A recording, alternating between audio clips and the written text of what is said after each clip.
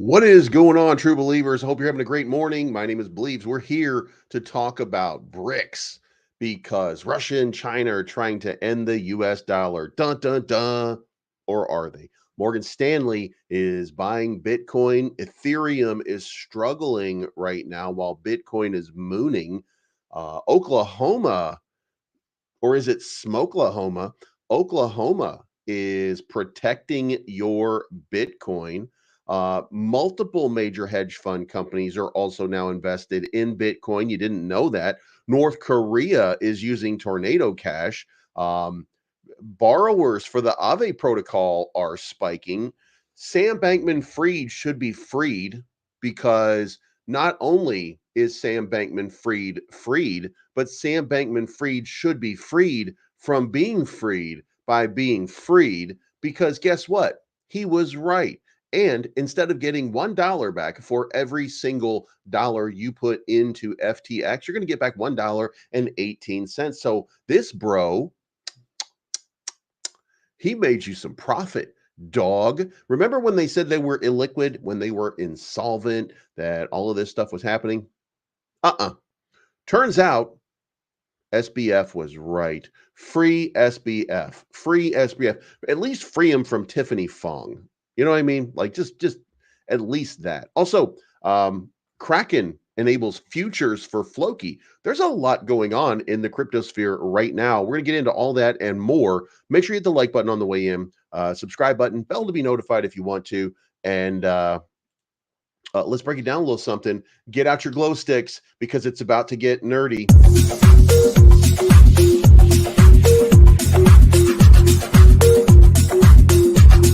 It's your boy Bleeds. Everybody listen up. Let's get it. I'm trying to put money in your pocket. That crypto wallet. That bing bada bing ching ching big profit.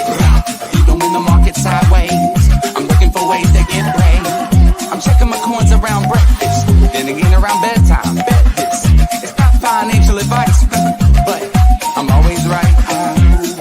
I'm always right. I'm always right. I'm always right. I'm always right. I'm always right. I'm always right. I'm always right. I'm always right. I'm always right.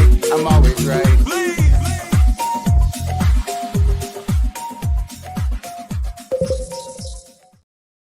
All right, guys, working on some new stuff here. I'm going to show you how the magic happens right now because now we're doing things a little bit differently. I haven't worked it out right now. I don't have it all set up. I'm not the problem. You're the problem. You know what I mean? Problem.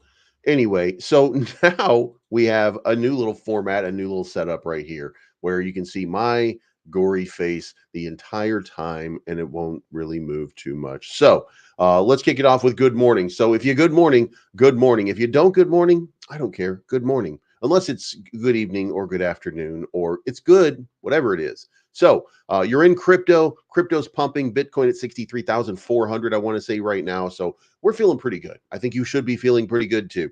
Let me know how this format looks, by the way, on your mobile devices, stuff like that. I looked at it this morning, thought it looked fine, but don't know what you think. Can you read whatever it needs? I try to keep you from having to read anything. You just see the pictures, if you will. But good evening, good afternoon, and good morning from Jay Locke. Brian Bootyhead, what's going on? Crypto Sparky's in the house. Good morning. Mike Volmer's here. Brian Bootyhead again.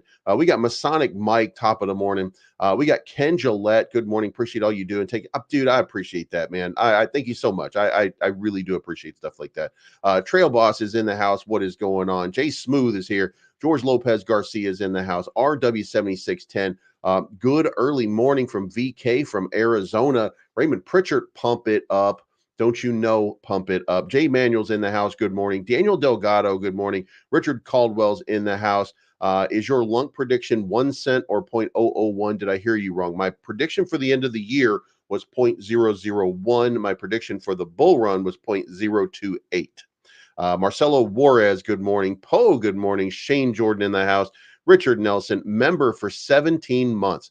Richard Nelson's been a member for 17 months. What are you doing with your life? There's a lot of names out here that are not subscribers to this channel. And I'm trying my best to give you guys information and all of that kind of stuff. And I need your support. I need your subscriptions. I need some chicken wings right now. You know what I mean? It's breakfast time. And I don't even eat breakfast, by the way. But man, I've been thinking about chicken wings for 2 days now. And not the hot ones, not the buffalo wings. I can't eat buffalo. Like buffalo wings make me go bleh. More like barbecue, and with blue cheese, right? Ah, blue cheese, awesome.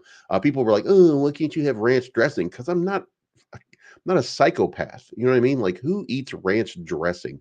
Like, ew, it tastes like a ranch. Like, why would you want to taste like a ranch? I don't mind tasting like cheese that's blue, though, which is weird, but my goddamn show. I can eat whatever I want, right? Jeff, we got Jeff T. Good morning. We got Zico in the house volting it up. We got Abimbola Janet here. We've got Ninsonyata Yamabishi deep fried in lard. Hell yeah. Crypto Ohio, bro, has Kim Jong Un on his thumbnail? Was he a great leader like Obama and Biden? No, ask your mother. Tony P is in the house. What is going on, Brian Bootyhead? We got Terry the Truth Seeker. Volt looks like it's trying to break out. We'll check that one in just a few minutes to see if it is in fact looking like it's breaking out. You know what else is looking like it's about to break out and have a gigantic move? SHIB, but we saved the best for last. So that's going to take a moment before we get to it. But Shiba Inu looking like it's on the verge of a massive breakout. That would be very, very, very interesting. Willard Morris is in the house. Coin on Crypto's in the house. Josh Berry, good morning, Bears fans. What is going on? Thai peanut wings. You know what? Yeah, Korean wings are also really good too. Scary, but not as scary as Gary the Clown Gensler. Trust Wallet is a scam. All my coin was clear this morning. So I'm hearing that Abimbola, that I hear that there's an actual problem with Trust Wallet that they're working on right now with a server, and as soon as that's fixed, then everything will. Funds are safe, is what they would say, but they're working on something right now to fix it. It's not you're not being drained. It's some kind of problem. Everybody's having a problem with Trust Wallet this morning. Everybody had a problem with Coinbase on Monday. So, it's going around. So let's get into it. Let's kick off the news here today with two people, Donald Trump's two favorite people, the two guys that Donald Trump likes to kiss on the mouth when they meet. Remember, they do make out a bit every time they see. On the left, you've got Vladimir Putin. On the right, you've got Winnie the Pooh. Why Vladimir Putin is hanging out with a fictional character, I have no idea. But they are meeting today. The Russian president, like a bitch, went to China to see Xi Jinping, like a bitch. Like, why would you go? Like, ugh. He was like, look, we need to have a meeting. And Xi Jinping was like, yeah, come to China. And he's like, why don't we meet somewhere in between? He's like, yeah, you mean like China? You meet me in China, bitch. You get on the plane, you come here, bitch. I got important China stuff to do. And like a bitch, Vladimir Putin just got into the plane, like, okay, I'll come. And you receive me like a delegate. He's like, if I got time, I might be watching Disney movies because they make the movies for me now, right? So we'll see what happens there. But there's an agreement that may happen regarding maybe the war in Ukraine, regarding maybe how they're going to continue to de-dollarize the world. And by the way, a lot of analysts who first were like, oh, yeah, it's going to be tragic. It's going to be incredible how we get screwed over on the world stage. All of a sudden, the resiliency of the US dollar picks up, and they're like, oh, you know what? It may not actually be like it was saying before. Anyway, so this is Putin's second visit to China because he's a bitch. In less than a year, he calls Jinping an old friend.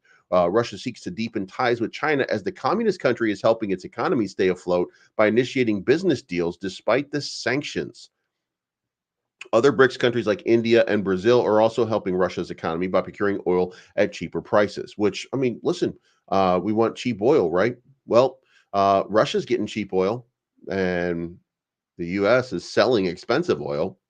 So weird, huh? Anyway, the top level meeting between the BRICS members, Russia and China, involves talking about other currencies, the US dollar, and the Ukraine war. If China steps into the Ukraine war, that's going to be an interesting dynamic. I can't wait to see how that plays out. I don't think it's going to play out to its best advantage or positively, but it's going to happen. So let's see let's see what goes on. Next up, Morgan Stanley has disclosed that they have a US spot Bitcoin ETF holdings worth over $270 million. You know who they're doing it with? Grayscale. You know what that means? That means that they are the third largest holder of Grayscale Bitcoin ETF in the world right now. Multinational investment company Morgan Stanley disclosed US spot Bitcoin exchange traded fund holdings worth $270 million, making them the third largest holder of the ETF with Grayscale. Remember, Genesis was the largest, and they're continuing to sell off. But having Morgan Stanley coming in probably stopped a little bit of the bleeding. We'll check that out in just a little while. Next up, Ethereum Bitcoin ratio slides to its lowest level since April of 2021. Now, remember when I do this, when I'm looking at it, I'm looking at the ETH to Bitcoin connection, and it looks a little something like this. Look at how big the gap is becoming between Ethereum and Bitcoin. And by the way, this is an hour chart. If I take it to the day chart, it's going to look even worse. Like, look how long it's been that Ethereum has been losing ground to Bitcoin. This is just a huge number at this point. Going all the way back here, the Bitcoin dominance just continues to run up. It just continues and continues and continues to run up. We saw this downward momentum during the second half of 2022. And then from there, it's just been going crazy. Now, this would be an indication of potential altcoin season when you see something like this happen right here, when you get this big move down. That's the symbol for an altcoin season getting ready to take off. And that's every time we get a fake out, and then Bitcoin comes back even stronger. Now, the one thing that I will say is I think that we do have a mini altcoin season maybe getting ready to happen, because look at this. We've got the RSI super pumped, right? And every time that happens, eventually there's a dip that comes back down, right? Every time that happens and it blows up, it comes back down right here. Every time it happens, right here, comes back down. Every time it happens, comes back down. So I would venture to say that we've probably got some downward momentum that will happen, and that will be a liftoff for Ethereum. Every time we think Ethereum is, oh no, it's cooked, it's not cooked. It's just Bitcoin is very strong right now. Bitcoin is a very strong asset at this moment right now. By the way, remember I told you yesterday that I was in Solana, that I moved everything as stable as it was going to be into Solana. Well, I put that into USDC for right now because I thought that the market would dip, and the market is dipping. I sold at $163 on Solana, now trading at 162. I don't have any Myro, I don't have any other stuff, so I'm just kind of waiting to see, what ends up happening over here. So anyway, so we're stable in USDC for right now, waiting to see which way the market starts to rip. If it goes down a lot, we're going to buy the bottom. If it goes up a lot, then we're just going to short it at the top and hope for the best. But we'll do some more buying as we go.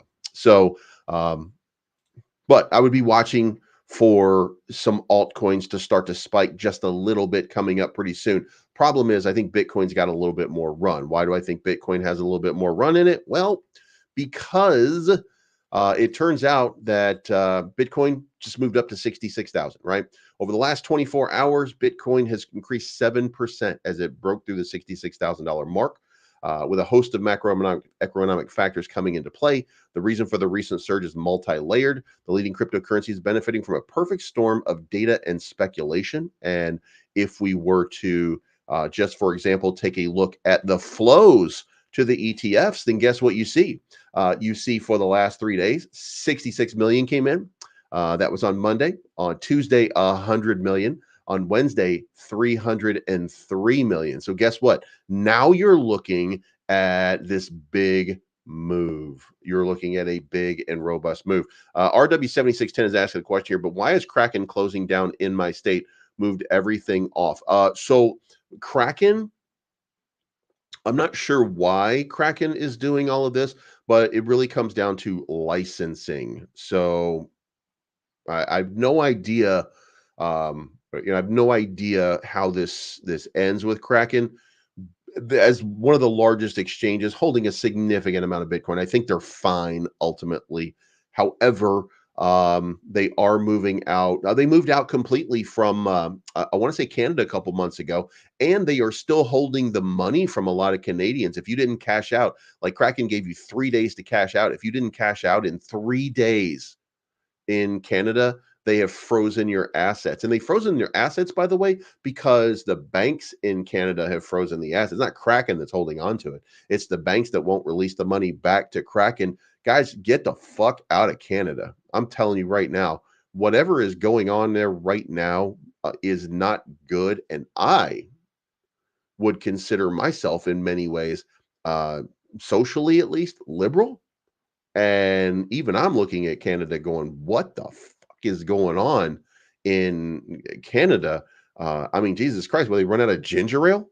You know what I mean? Like, gee, it's look, Canada's got some issues right now, and they are asserting a lot more control over their people than I think is healthy. And by the way, that doesn't mean that I think that what's that guy from Fuckboy Island? Justin Trudeau. Yeah. That doesn't mean I think Justin Trudeau is a bad person. I don't think that he is. I think inherently he's probably a good person at heart. But I mean, listen, it doesn't matter when he unleashes and gives you the reign for something crazy to happen. Inevitably, somebody will step in that will be crazy and that will do something and take even more control. Once you cede power to the government, they continue to take it and take it and take it and take it. So I would be watching out for something bad to be happening over there soon. Anyway, in the other realm of the imagination here, Oklahoma is passing legislation to protect your Bitcoin custody rights. Oklahoma officially passed legislation that will protect Bitcoin custody rights. HB 3594 was signed into law, protecting the custody of leading cryptocurrency for its citizens. The move protects Oklahomans from bans on extra fees for their crypto holdings. The state governor, J. Kevin Stitt, officially signed the bill into law this week, which is a massive step in the digital asset legislation for the United States. Specifically, the development establishes Oklahoma as a state at the forefront of regulatory legislation in the entire country. And remember, we're going to see what these additional fees start to look like. Once we kind of look at this, um, you know, if you just to give you an example here, let's say you took $1,000 from Ethereum and you moved $1,000 over to Coinbase, right? So Coinbase, you receive $1,000 less, whatever the fee is, right? You'll have $1,000 in your wallet, and then you want to cash out your $1,000. Well, they cover you with what's called a spread fee to cover the spread. So then they not only do they give you the spread fee, but they also give you the gas fee, and then they charge you money to cash it out as well as the spread fee. So in fact, let's say Bitcoin or let's say Ethereum is trading at $3,000. You send $1,000 to Coinbase, and it's still $3,000 when it gets to Coinbase, and you cash it out and you change it to USDC. Again, still at $3,000, right? They use a spread fee of a few percentage points in order to only give you 987 or 976, and it changes from time to time, by the way. But you don't get your $1,000. And then after that, then you cash out, and then they charge you an extra, I want to say like 5% fee or a 0.5% fee. It's a small fee, but they charge you a little bit more when you want to cash it out, send it directly to the bank. So that's what they do. Unbelievable how crazy this shit is. But I think that this is kind of a step towards watching these price gouging. I mean, let's face it. If you attack people with fees, and they do attack people with fees, just like a bank, by the way, it's no different than a bank, by the way. They are attacking people with fees, and guess what? They're raking in phenomenal sums of money. Go look at Coinbase on the stock exchange. Just go look at how much money they're making, even in bad months. Look how much they're making. Next up, two major hedge funds reveal that they have $2.4 billion exposure in spot Bitcoin ETFs. Are you effing kidding me? Millennium Management and Schoenfeld Strategic Advisors disclosed some of the largest spot Bitcoin ETF investments among traditional finance firms today. And that was yesterday, guys. This is what's happening right now. What you didn't see before, you just saw people buying and you saw flows coming in. When you look at your Bitcoin inflows, you're looking at all these numbers and you're seeing 370 million coming in, 217 million coming in, and you're looking at it and you keep going down, you keep going down, you keep looking and you see just this flows coming in and flows coming in. You don't know where the money's coming from. Well, guess what? Turns out that some of the biggest financial investment firms are already getting in. And this is just the start. This is just two big ones. This is not all of them. There's hundreds of these companies still to come. According to Fintel data, the two funds hold the largest IBIT and FBTC investments, with Millennium first in each category and Schoenfeld second. They're not the largest, by the way, financial advisors. So we're not even in there. Millennium ranks among the top 10 largest holders for each spot Bitcoin ETF. Millennium has $69 billion in assets under management. Think about this. They have $69 billion in assets under management. There are trillion-dollar companies out there. We're still, this is on the low end of the totem pole. Each company's disclosure comes in at the last minute. May 15 marks the quarterly deadline for 13F filings. They filed at the last possible moment to tell you that that's going on. And remember, and this is important, Vanguard last week fired their CEO, or he stepped down. Wink, wink. So their CEO steps down because he starts talking shit about Bitcoin. People at Vanguard are like, fuck this. And they start leaving. And then he's like, I'm sorry, what I meant was Bitcoin's awesome. And they're like, that's more like it. And now, so anyway, he's gone. They're like, dude, you can't be in charge anymore. Like, people don't trust you because you did this shit with Bitcoin. So now they bring in the former head of ETFs at BlackRock. And the first thing that he said is, at Vanguard, we love Bitcoin. Immediately. So they're re-looking at everything with Vanguard. So you can expect Vanguard, another one of the big ones, is probably dipping their toe into the Bitcoin waters pretty soon. These types of moves are going to continue to boom Bitcoin. Now, the other thing is, remember, there's some pressure here. Well, this is going to be off topic, but there is some pressure here right now with mining. Mining needs about $80,000 Bitcoin to remain profitable, and we're at 66,000 right now. So they're taking L's every single day. And of course, they should be pretty well set because, we got into a phenomenal run pre-halving. So, I want to say unless somebody let greed get in their way, and if they did, I don't care. It's their fucking fault. But if they didn't, and they responsibly sold their Bitcoin to make sure that they had the funds in order to run for 6 months, to get it to 80,000 or something like that, because it takes 143 days, 87 days, takes however long it takes. But to get up into that range, it takes a little time. And if that is the case, then an irresponsible mining company doesn't deserve to be a mining company to begin with. So, not my fucking problem. You know what I mean? Anyway, so yeah, we've got miners needing money, so there's going to be a push. There's going to be a push with these investment companies, with everybody. All of this stuff is going to end up exploding this entire market. So I would be on the lookout and I would be watching for this stuff to happen very, very soon. And in other news, North Korea, Kim Jong-un, North Korea linked group used Tornado Cash to launder $147 million. $147 million.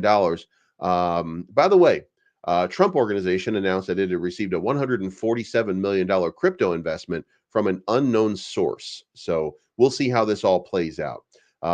North Korea laundered nearly $150 million in stolen cryptocurrencies from Tornado Cash. By the way, Trump administration didn't actually do that. They did it.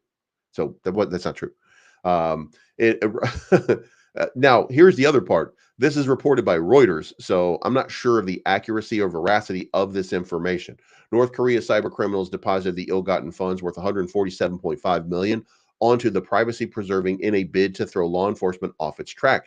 The Monitor said Friday in a note to the U.S. Security Council Sanctions Committee. The illicit funds worth $147.5 million were stolen from the HTX crypto exchange last year, Tornado Cash, a coin mixer, obfuscates the movements of cryptocurrencies by severing the on-chain link between the sources of a digital asset transaction and the wallet address of its recipient, making it difficult for law enforcement to trace the movement of illicit funds. The U.S. monitors the UN, I'm sorry, monitors detected the money laundering incident last week amid a broader investigation into North Korea for cyber thefts.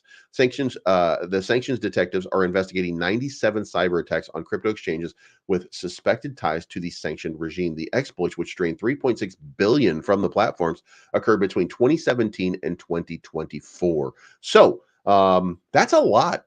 So, and we'll see what happens there. But watch out for North Korea. Next up, Aave.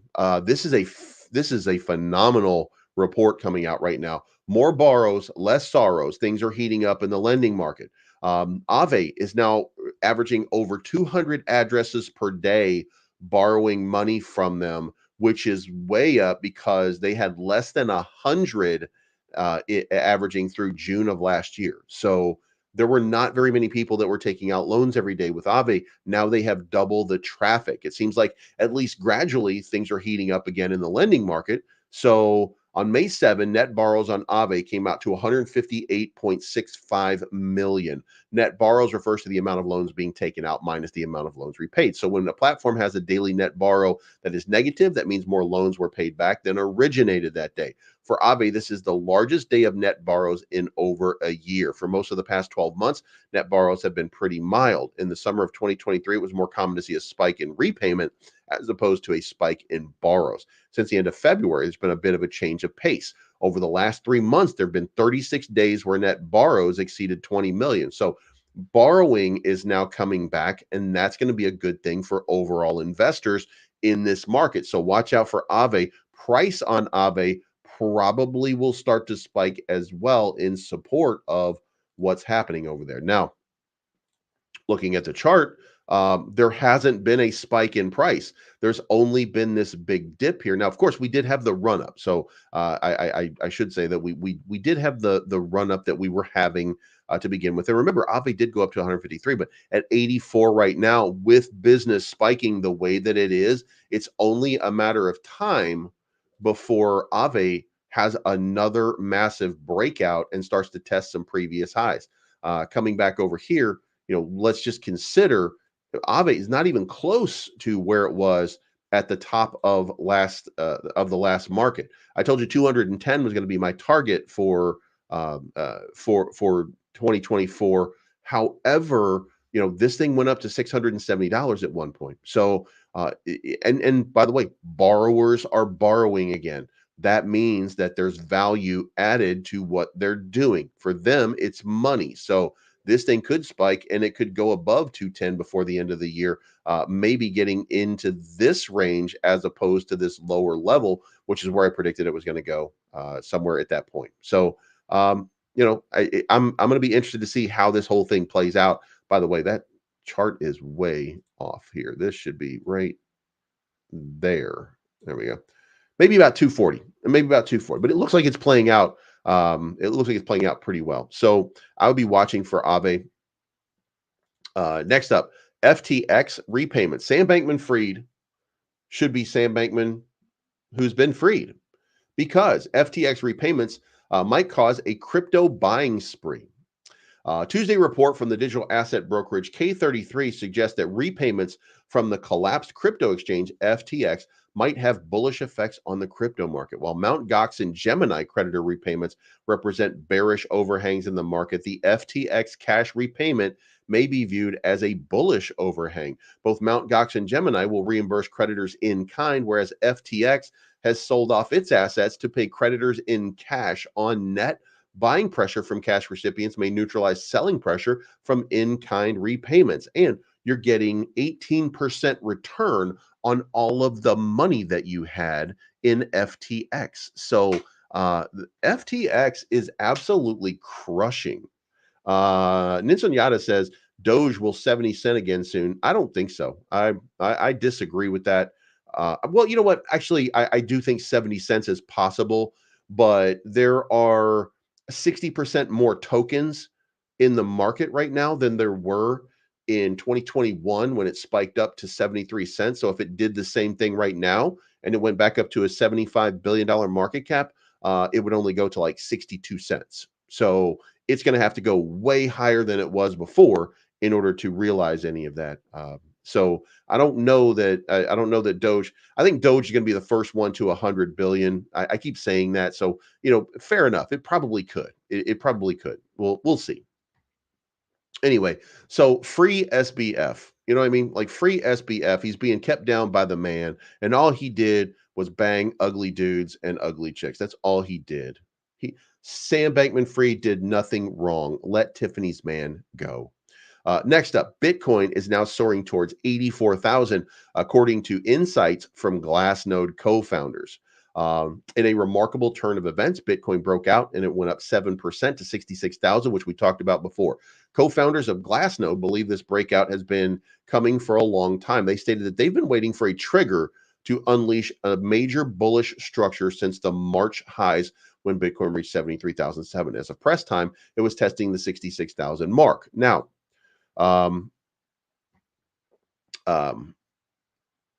according to the Glassnode co-founders, this opens the door for a more dovish stance. This is from the Fed.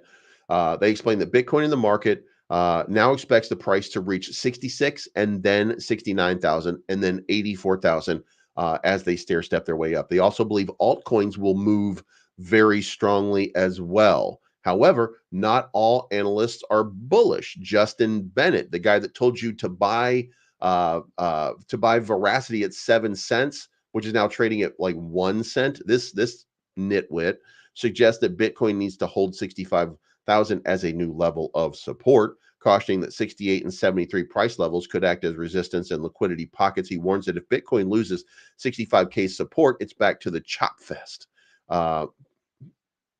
Shut up. Shut up, Justin. Quit being wrong. Jesus Christ.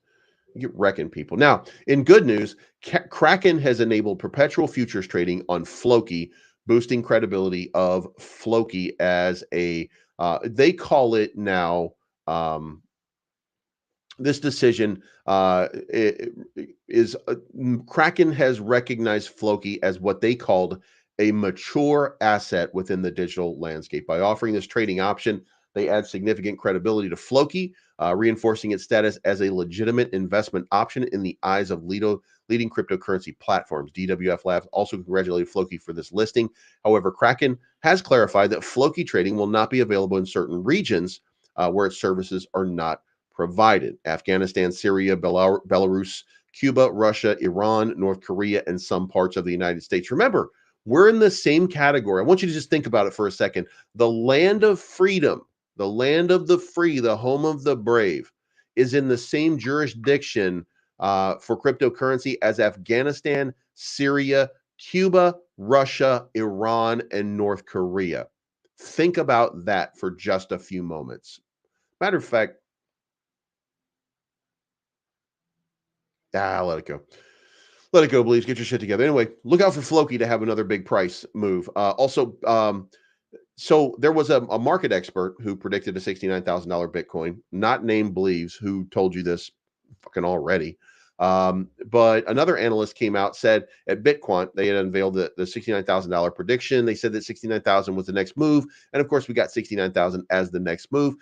They called it in, I want to say February. I called it in December of last year and told you guys, I called it on Ben Armstrong's show, right? So, you know what I mean? And if you go back and you look at it, like it's doing exactly what I said it was going to do. So, but moving forward, it hit 73,000. So now Bitquant says, amid choppy headwinds that have dominated the market, they believe that the Bitcoin price is about to surge to $95,000. And then what they say is first 49K, then 75, then 95. What's next will be revealed after we hit 95 and take a little break in the tent. So they think that there's going to be an impulse move right now, taking us up to $95,000 on Bitcoin. And then after that move to 95, then the next leg up, and I gave, by the way, 90,000 at the end of the year. So they think it's going to go to 95. And then after that 95 move, which I guess is probably, I'm going to check this out right now to see if I understand where it's coming from.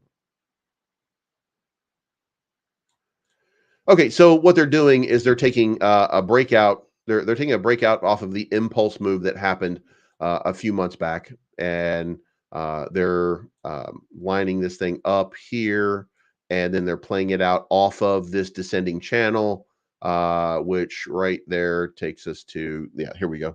All right, so um, here's what they're saying. They're basically saying that, from this impulse move right here, this move up that happened right here, coming to the end of this impulse corrective phase will cause a massive up move like this right here into 95,000, which is located right there, 95,000 basically.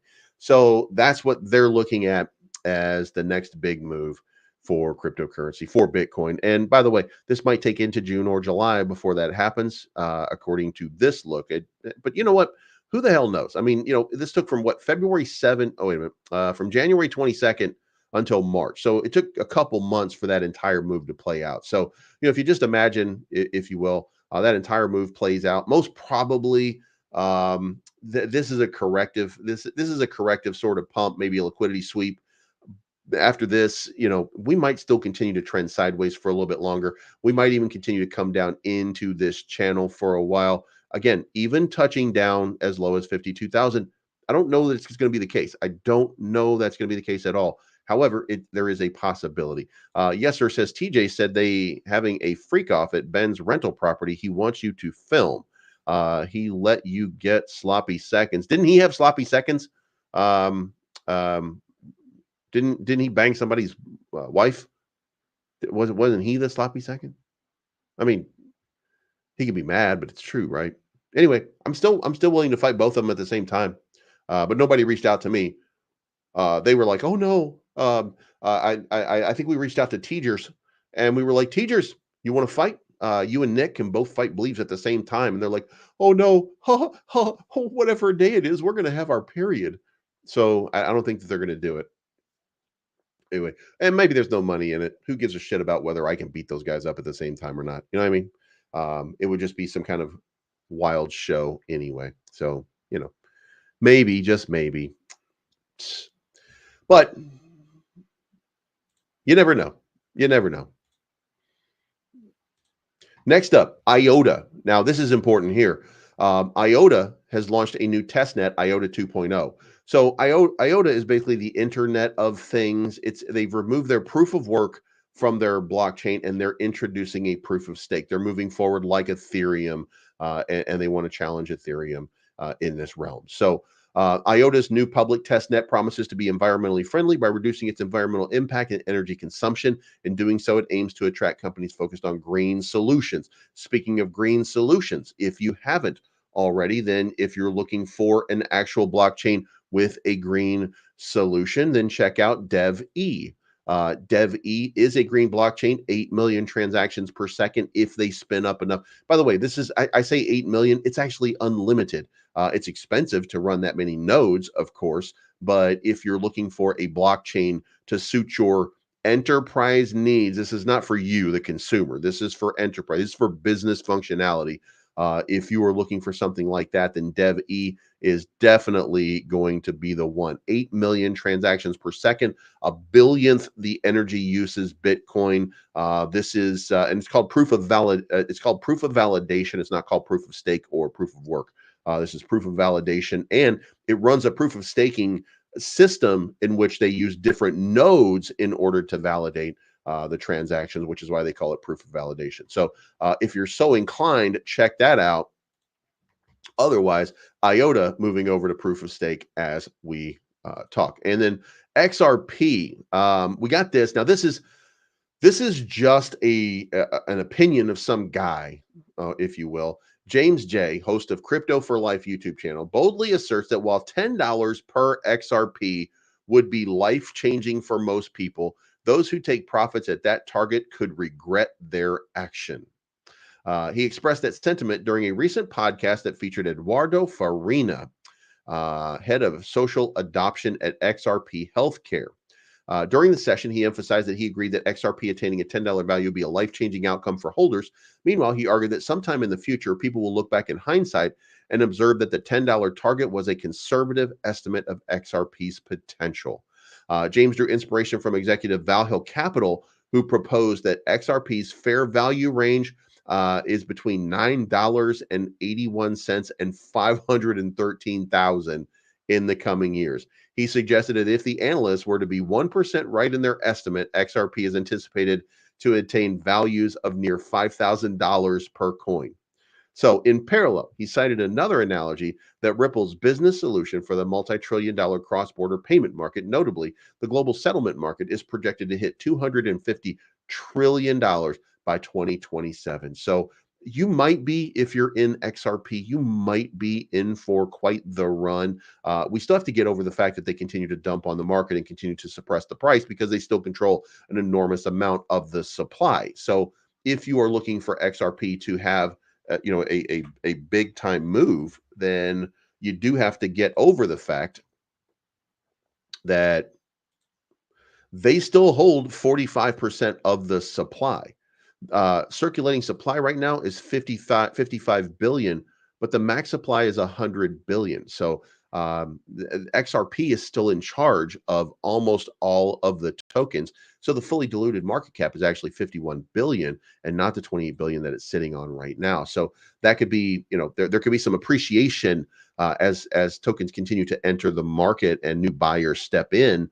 But they're going to dunk on the price and they're going to keep that price down for a lot longer, it looks like, than where we are at this moment. It just seems to me that they're going to hold on to those tokens for a lot longer. So we'll see what happens. But could it break out? And I mean, look, if it goes 10x right now to $280 billion, if it goes up there, despite the fact that they're going to sell off, if it goes up to that range, then that's $5 a token. So you're really looking at a $1 trillion play out to get it to $20, a $10 trillion play out, which is 8 times higher than Bitcoin right now, but a $10 trillion play out would give it $50. So like these guys are out of their minds with their bold ass, weird, wild predictions. But hey, man, I'm here for it all. Let's see what happens. Then you have this final one.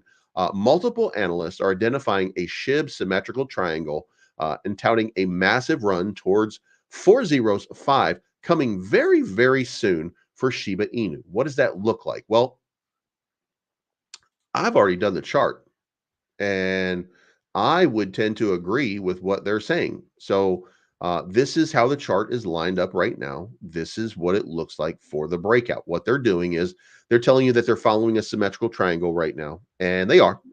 We're in this symmetrical triangle right now with a breakout. By the way, this just broke out in the last 2 days. Now the question would be, is this impulse move from here to here going to repeat itself? Is that the next impulse move? And since it's the second move in this trend, it most probably plays out pretty well, exactly like we would think, and then we would get the double top, right? So if we get that double top, then that's going to be a great move. But what it looks like here is that last move, that last impulse move was the 4066058. Then we have this impulse move, which spread out over here means that the next impulse is going to be up to the 5,000 range, 4,000.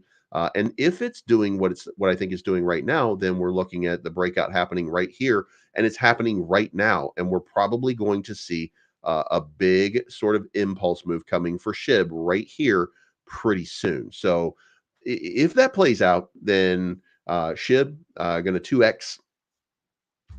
It'd be a nice little pickup. SHIB at this point is not for you, the ground floor investor. And no offense to anybody who thinks that they're going to make a million, billion, $1 trillion off of SHIB, but there's only so much market cap to go around. And SHIB, if it doubles its market cap right now, will be a phenomenal move. Will it be the all-time high? No, but it's approaching all-time high. Like we're getting back up here towards the top of that range. If we blow it off 2% more than that, then that's going to be a 4x, would take it to the all-time high. So what's it going to do? Well, probably going to do an 8x. It's probably going to drop another 0, probably going to run up here into 1800. Like it's probably going to have a big move, but that's going to be about a 4 or an 8x or something like that. 8x, yeah. It'd be about an 8x to get up into this range. And if it does that, that's it. 8x is it. So if you have $1 million right now in SHIB that you're holding on to, then congratulations. If you have $1,000, I mean, there's a lot more opportunity out there if you just go around and look than in SHIB. Like, I don't think SHIB is the play, but I mean, if you do, cool. I just don't. So check out SHIB if you are so inclined and so interested. And now let's go look at, let's get rid of that right there. Liquidation heat map. Let's see what it looks like right now. We're gonna hit refresh. Where is Bitcoin seeking at this point?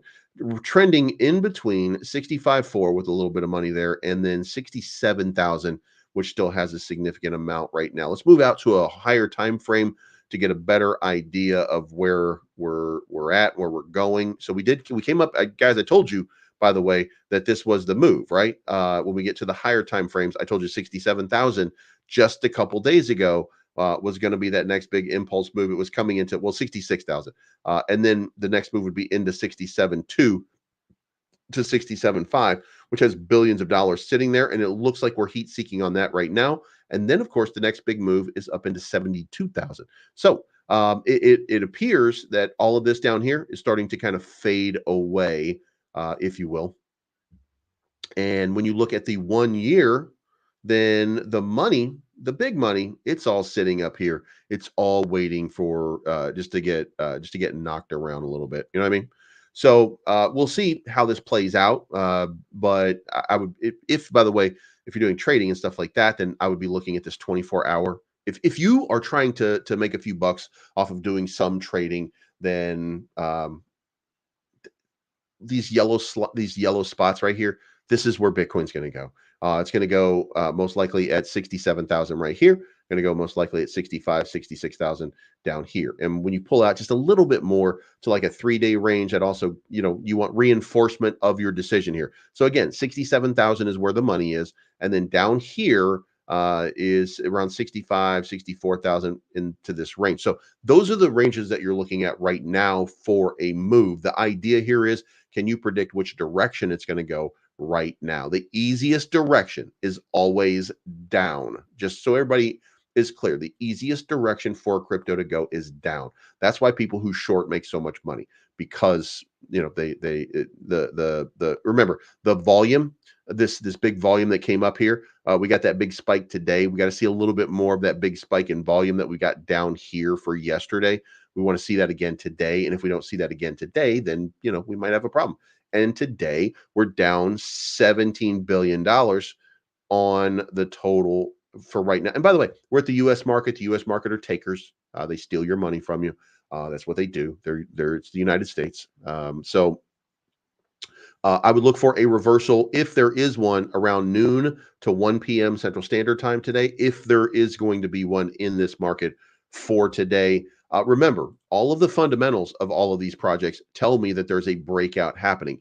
If Bitcoin is in fact correct where it is right now, if Bitcoin is not coming back into this channel, it still has to come back and do a retest of the range before it breaks out. So, a retest at 63,000 before it goes to 70 is probably what is the next wise decision. I mean, that's the next logical step, is you get a retest on your breakout. And by the way, sometimes it fails, because if you look up here, then you see we got a breakout 1 day, 2 day, 3 day, 4 day. And then on the 5th day, it rejected and came back into the range.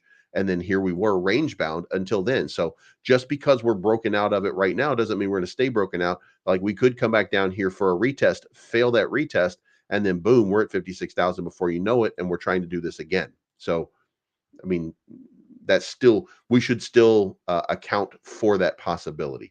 As far as Solana goes, Solana on another nice green day up to 165, got rejected off of its previous range up here at 163.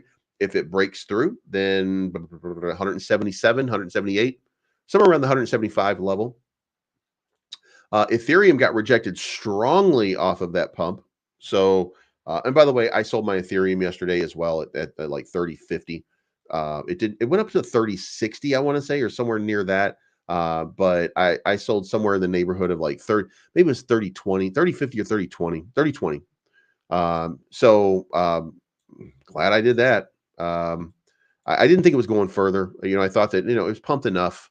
Again, I wasn't a fan of the fact that it was going to come up to the top of this range, because if you look at this, it was getting weaker. Every time it pumps, it gets a little bit weaker. So I thought that was probably going to be a weak pump, and it was a weak pump. So called it.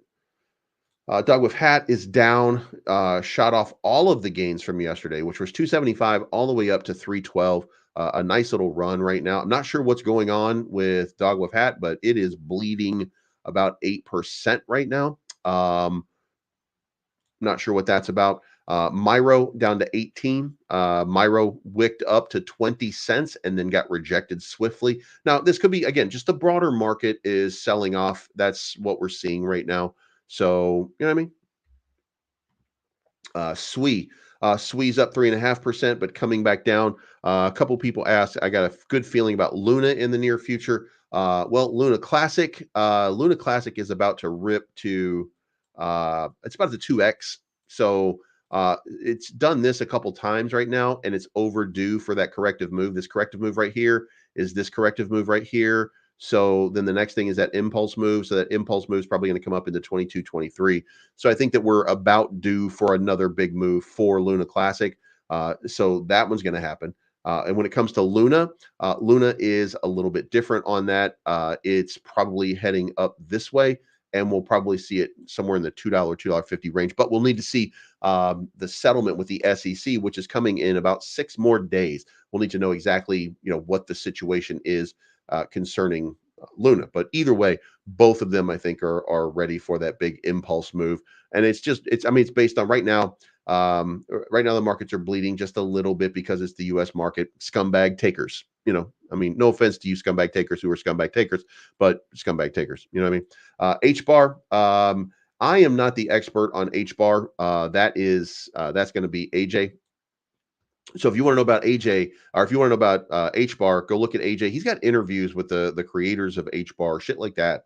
What I would say is it's looking extremely volatile right now. And, I would be looking for a continued move into the range that H-bar's in right now, because, you can see right here, this is where it's consolidating. And if it continues to consolidate within that range, then the next move could be an impulse move to break out into a new local top, which, as you can kind of check out here, and this is not perfect, by the way, but you can just kind of get the sense here that with some strength, it's kind of pushing its way up. So if there's another impulse move, then this impulse move takes it up to in the 22, 23 cent range. And it's been a long time. There we go. It comes at about 20 cents is probably going to be the next impulse move one more time. Then it's going to be a question of, can it break through that level? And if it does, can it get above the resistance right into 30 cents? So 30 cents could be coming for H-bar fairly soon. It's just going to, you get a partner, you get a big time partner, you get, you spread your value around. By the way, I gave it 45 cents for the end of the year because I am actually of the mind that H-bar is going to start ripping, not going to be at its all-time high. I don't think it's going to hit its all-time high again yet, but at the end of this year, I do think we're going to have this big impulse move about 4.5x from where it is. So I don't like Celestia right now. If you look at it overall, it's in the bottom part of the corrective phase. And I told you right now, if this is $8.65, if you're in this range right here, then that is your entry position. That's definitely where, if you want to enter, that's where it's going to go. But that's where it was over here, and it pumped up, and it didn't come back into a range that was bullish. It just continued to spiral its way down. So, it's possible that it breaks below this level. And if it does, then it's coming down to $5. So I would not go all in on it by any means. But what it should be doing is it should be 2xing from here and coming back up into this 38 range. It seems only reasonable to consider that it's going to make a big move like that because of the way the chart's lined out, and then if it makes it and it's received into that range, then it breaks out and it comes up into 21. So It could be an easy 2 or 3x, but I got to see a little bit more. I made it one of my calls like 2 months ago, and I've been waiting for it to have that corrective move, and that was over here. Like I thought that it was going to retrace. That's why we have a fib retracement out here, because I thought it was going to do that. And it did, but it didn't get a bounce off of it. It just got rejected off of the 618, which, by the way, that's still a big move. Just for you guys to consider when you're looking at something like this. The move from 786 to 618 is 30%. So it was a significant gain if you buy that 786 dip and let it run up for a little bit. I mean, there are worse things you could do than earn a 30% yield. So and by the way, one of the things, again, like, I think it is my opinion. This is not a factor. And I'm not partnered with them, but I am a holder. But I get the real sense here that DevE is about to have one of those explosive sort of moves. And the reason that I say that is because it's created its own little floor. It's put itself into a pretty good sort of situation. But they've got an announcement that they're going to be, and this, by the way, is rumor. I don't know anything internally. Again, I'm not part of their team or anything like that. But I was in a chat, and what they said, it was a Twitter Spaces, and what they said in the Twitter Spaces was that they were going to be partnering with one of the top 10 companies in the world to provide them with blockchain solutions. If there's an announcement of that magnitude for DevE, then guys, I got news for you. This is a 7 million market cap with $400,000 in liquidity. You can see right here, like on this 1 hour, it was down to 43 for a little while, and it is spiking super hard right now, catching, there must be something happening at this moment for that kind of big spike. I don't know if it's whales protecting the floor. I don't know what it is. Might not be anything big. Okay. But somebody came in. Yeah. Somebody came in with a big $18,000 buy on it. And then, of course, that led to a couple people selling. There seems to be a run of pretty big buys, or pretty robust buys coming through. So I would be looking at this one to have a big breakout. And again, if you get into a blockchain at 7 million market cap, I mean, if it goes to 700 million market cap, less than $1 billion, not even enough to be in the top 100, that's still 100x from where you are right now. So and look, I think it's going to happen in the next month or so. So what they said was like 5 weeks. Like 5 weeks, they're going to have this big announcement, or potentially have this big. I mean, I always say potentially because you never really know what's going to happen. So real quick, the RSIs though, getting into the 24-hour, there are some opportunities. It looks like Pith right now, or Lido. Lido is coming down strong right now, right there. So I would, if I'm you and I'm looking for an investment opportunity, then I would be looking at Lido coming down just a little bit more. And so I put that on my radar. Put Cyber on your radar. I'm not really a fan of Banta. Lido, Pith right now might be having a quick move, and it seems to be that seems to be about it. On the longer time frame, Manta, USTC is still down pretty low. I don't have any faith in it though. Mover, if you're into exercise, and then Lido, Lido's still coming down over that long term. So I would be looking for some of that stuff to happen. But anyway, time for me to go. I got to get my stuff done. We got some Chicago Bears stuff that we got to get done. So, boom. All right, guys, there you go. That's it for the day. Thank you so much for tuning in. I appreciate each and every one of you. If you haven't already, certainly go check out DevE. Again, I'm not partnered with them, but I do think that I just feel like as a blockchain and an enterprise blockchain, I get the sense here that at any moment something could happen with DevE. And by the way, when I say any moment, it could be 5 or 6 months down the road. I may be way off on the newness of it or the closeness of it.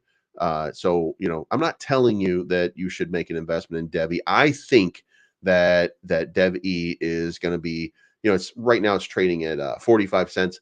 But when it launched, it was up at what was the price? Like right after launch, it went up to $2.25. So And just to not to put too fine a point on it, if you the day over here,